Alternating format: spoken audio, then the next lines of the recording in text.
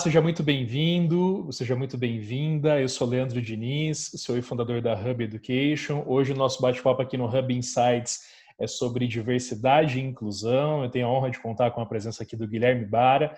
Eu vou pedir para o Guilherme que se apresente, mas desde já quero agradecer, Guilherme, pelo seu tempo, pela sua disponibilidade e já deixar uma provocação para você nessa primeira resposta. Como que você enxerga o cenário da diversidade e inclusão no Brasil, né, nos dias de hoje? Eu tenho uma percepção, Guilherme, adoraria que você me contrariasse, que esse é um tema que ele ainda preenche muito mais as hashtags do que as empresas de fato, né? Então, seja muito bem-vindo, obrigado pelo seu tempo e deixo já essa provocação para que você se apresente e responda, Guilherme. Oi, Leandro. Bom, é um prazer estar com você, estar com todo mundo aqui que está acompanhando a gente para falar desse tema que eu gosto, que eu estudo, que eu trabalho com ele, que é diversidade e inclusão. Então, me apresentando um pouco melhor, eu sou o Guilherme Bara, eu sou consultor de diversidade e cultura de respeito, muito focado no ambiente corporativo e também em políticas públicas. Né? Hoje atendo cerca de, nos últimos 12 meses eu atendi mais de 40 empresas, e fazendo desde palestras, treinamentos, mediando workshops, e em algumas empresas dando consultoria para a gestão do programa de diversidade. Essa pergunta, Leandro, é boa e interessante porque, de fato, o tema de diversidade ele é muito fascinante. É fácil as pessoas se interessarem, mas eu diria que ele é tão fascinante quanto subjetivo. E isso faz com que essa conversa da diversidade, todo mundo tem opinião, todo mundo fica com vontade de se expor, de participar das campanhas, de mostrar que está nessa causa, mas ele é tão subjetivo que a impressão que dá é essa, que todo mundo fala e pouco é feito. Porque qual que é o ponto em comum que a gente tem em relação à diversidade? Então, hoje, o que a gente percebe, e eu sempre gosto de me apresentar como um consultor e não como um militante da diversidade, embora claro, que eu milite em alguns temas, mas, enquanto consultor, a minha função não é impulsionar a hashtag do momento, fazer um texto fofo ali no LinkedIn, mas sim ajudar o meu cliente a construir um ambiente onde as pessoas se respeitem. Onde a gente respeite o gay, a pessoa com deficiência, a mulher, o negro, mas também que a gente respeite as pessoas, Leandro, que ainda têm dificuldade com essa conversa. Porque se essas pessoas não forem respeitadas, elas não entram nessa conversa. Então, hoje a gente percebe empresa, mas pessoas mesmo, que vão para a internet com a sua frase de efeito, defendendo supostamente uma causa bacana, mas que tem muita dificuldade de olhar para o seu dia a dia e se ver protagonista dessa conversa e ver que ele também causa a discriminação, a dificuldade.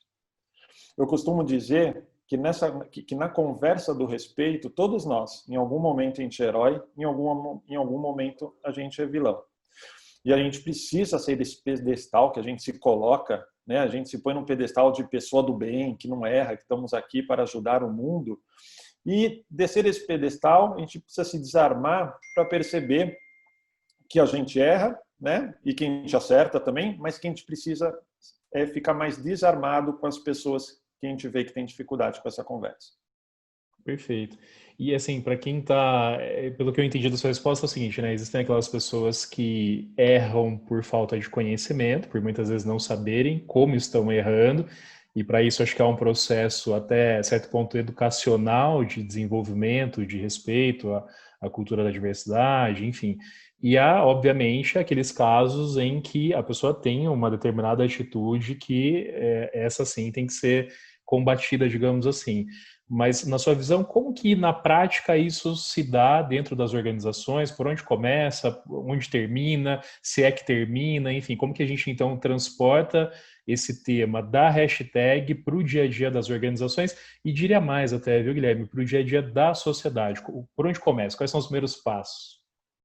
Até antes de falar de como isso aterrissa, de fato, dentro das empresas, ainda essa questão, assim, tem gente que erra por desconhecimento, isso é ruim, essa pessoa precisa ter acesso ao conhecimento para tentar acertar, Mas o que me preocupa não é tanto essa pessoa que erra por desconhecimento, porque ela tendo acesso ao conhecimento, provavelmente ela vai melhorar a atitude, o comportamento dela. O que me preocupa são aquelas pessoas que leem um livro, né, leem um artigo, têm acesso a um professor da faculdade que traz toda uma linha de raciocínio em relação à diversidade, e essa pessoa sai dessa conversa, desse artigo, achando que sabe tudo sobre diversidade e inclusão.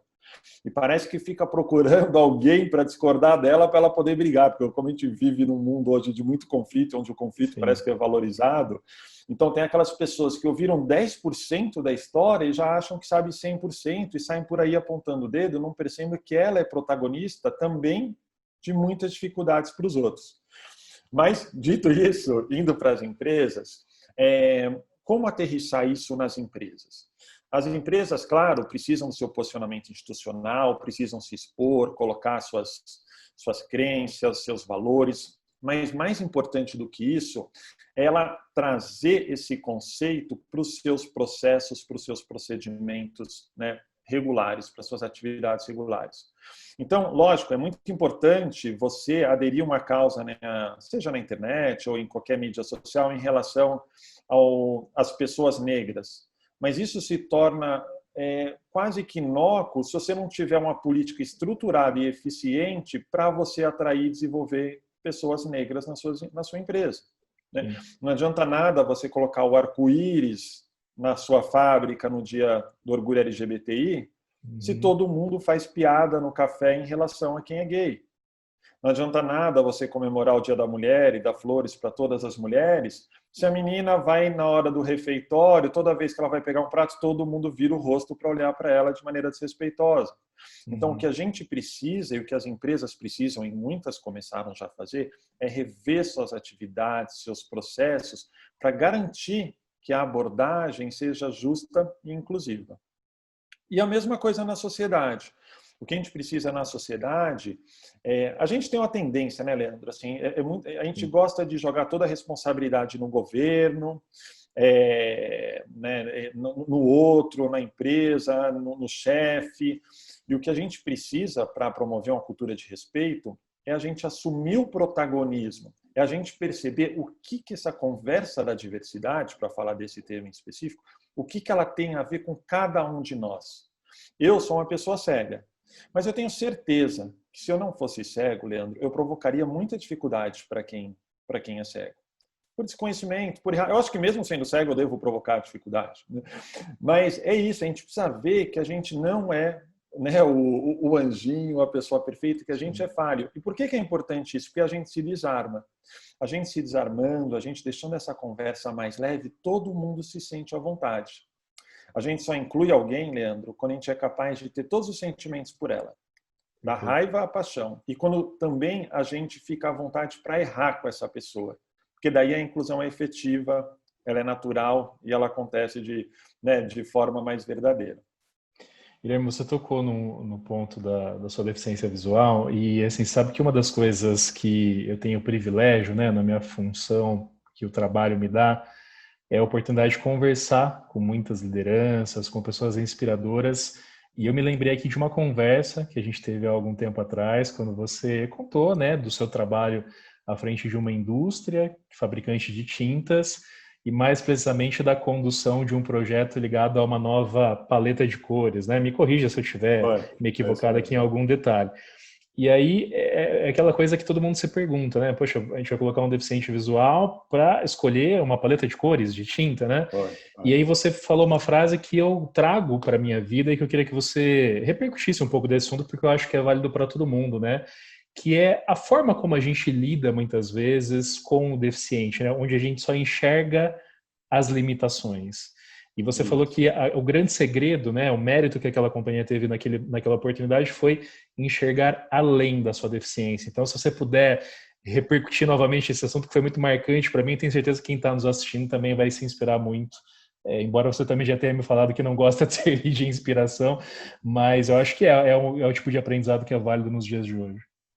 Não, mas foi isso mesmo. Eu estava, chegando nessa empresa, é líder, assim, uma empresa química que no setor de tintas é líder no Brasil. E eu lembro que quando o vice-presidente passou para mim meu job description, minhas entregas até o final do ano, uma delas era definir o leque de cores da tinta da linha econômica, né, dessa marca. E aí eu, né, olha que uma coisa maluca, né? Os caras contrataram um cara cego para definir as cores, né?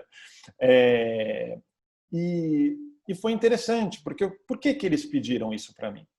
Porque eles precisavam de alguém que entendesse de marketing, e na minha formação e na minha experiência anterior eu tinha já esse conhecimento de marketing necessário para essas tarefas. E eles queriam alguém, como o foco era a classe C e D, eles queriam alguém que já tivesse trabalhado com projetos com as classes C e D, e eu também tinha.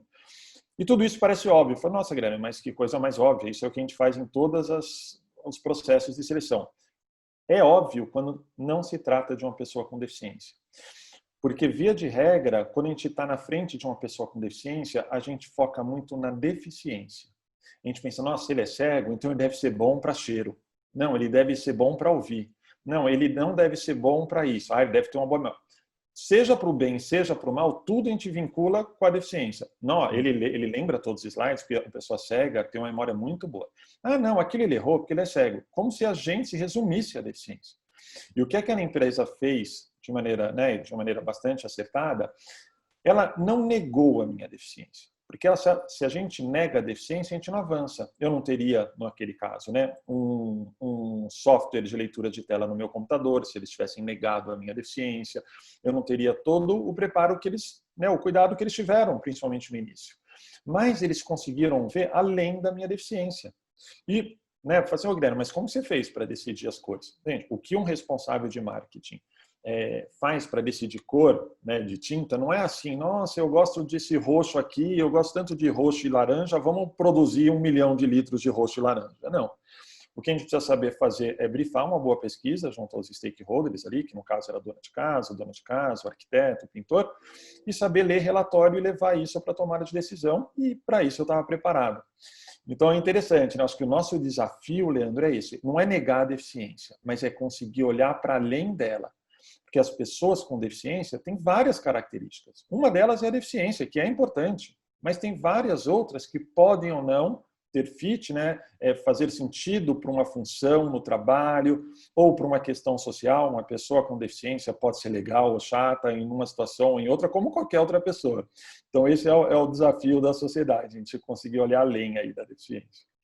Perfeito. A gente vai ter a honra de ter o Guilherme esse ano como um dos palestrantes do FTI Summit, que nesse ano de 2020 vai ser uma edição online, e a gente vai poder explorar muito desse assunto, mas para a última pergunta, Guilherme, eu queria deixar um ponto que eu acho que é muito importante, que é o seguinte. Aqui na Hub a gente gosta de trazer essa agenda que nós preparamos os líderes do amanhã.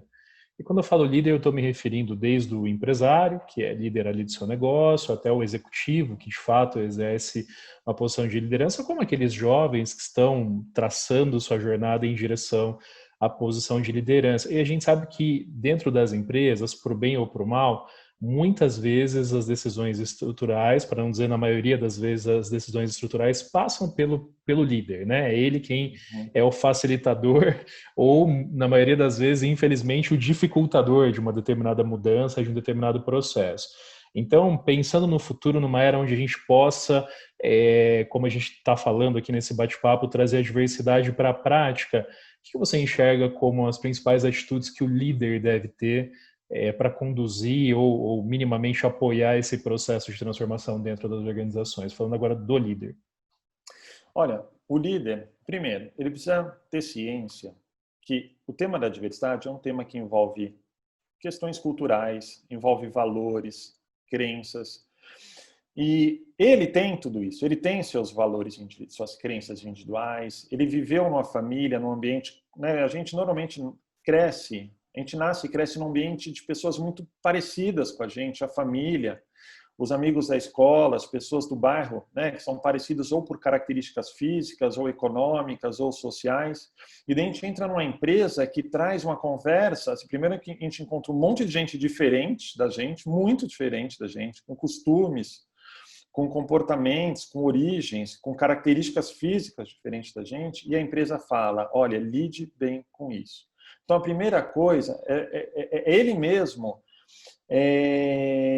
saber que ele não precisa estar perfeito para essa conversa. As dúvidas que ele tem são naturais. Ele precisa perceber que o respeito é importante tanto para as pessoas que são lideradas dele, como para ele, como para os superiores, e se ele construir um ambiente onde as pessoas não precisem deixar parte de si em casa na hora que vão trabalhar, isso vai ser bom para a equipe, para a empresa, mas sobretudo para ele pessoal e profissionalmente. Mas como, assim, se fosse para dar uma mensagem só, é assim, olha, na conversa da diversidade, toda hora aparece uma regrinha nova, um termo, uma casca de banana para a gente escorregar. Mas o que eu diria é que a conversa da diversidade ela é bastante, eu diria que ela é moderna. Né? O Sim. tema diversidade é moderno. Mas o que é eterno é a conversa do respeito. Então, assim, se você tiver como base da sua liderança o respeito, né, e respeitar é você se dispor a entender aquilo que você conhece, aquilo que você concorda, mas, sobretudo, aquilo que você não conhece, aquilo que você não concorda, porque é aí que a gente tem dificuldade de respeitar, pode ter certeza que você vai construir um ambiente amigável para todo mundo. Nota 1000, muitíssimo obrigado, Guilherme. O tempo voa, né? A gente poderia continuar essa conversa, mas não vão faltar oportunidades. Tem o FTI Summit chegando, tem muitos momentos ainda aí para a gente compartilhar, tá bom? Mais uma vez, muito obrigado pelo seu tempo, pela disponibilidade, por trazer essa pauta que é tão importante para nós, especialmente no dia de hoje. Obrigado, foi um prazer, Leandro.